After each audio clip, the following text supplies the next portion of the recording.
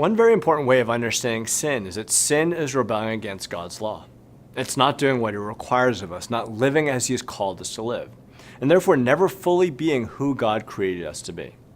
Sin is living without reference to God, not viewing Him to be the defining reality of our lives around which our entire lives need to be centered. And when we don't live as if God is who He is, we violate His law and all the good, loving, protecting guidelines that He has provided to us for how to best and most fully live our lives. Think about it this way.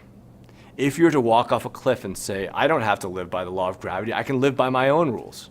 On the one hand, you aren't obeying a very specific rule and commandment, namely, don't walk off a cliff. But on the other hand, you're also not living in reference to gravity. You're living as if gravity were of no consequence or importance in your life. You would never say the laws of gravity are just so arbitrary, it just seems so unreasonable that I have to obey them.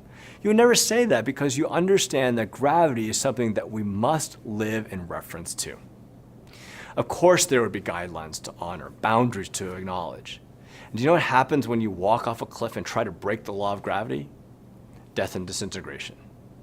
When we don't live as if God is God, when we break God's loving law, when we fail to honor who He is, when we say or imply by our actions that He is of no consequence or importance in this or that part of our lives, we fail to fully be the people God created us to be, and it leads to death and disintegration. This illustration may help.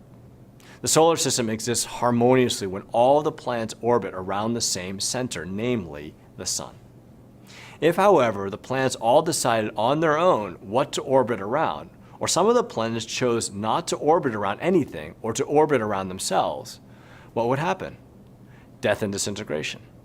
The solar system as we know it would unravel and fall apart because the planets are not orbiting around the correct center.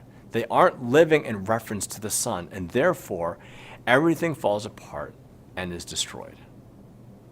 Not living in reference to God not only leads to our death and disintegration, it's the reason why the entire cosmos is subject to death and disintegration.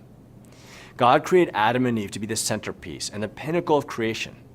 And yet when they sinned, not only did their disobedience of God's loving law have implications on their lives, it had implications on the entire cosmos. Paul writes that the wages of sin is death. Sin leads to death. And yet the gospel is that Jesus Christ experienced death so that we could live.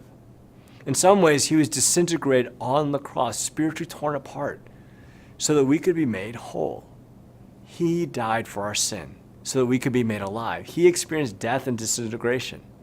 He paid the penalty for our sin so that we would not have to.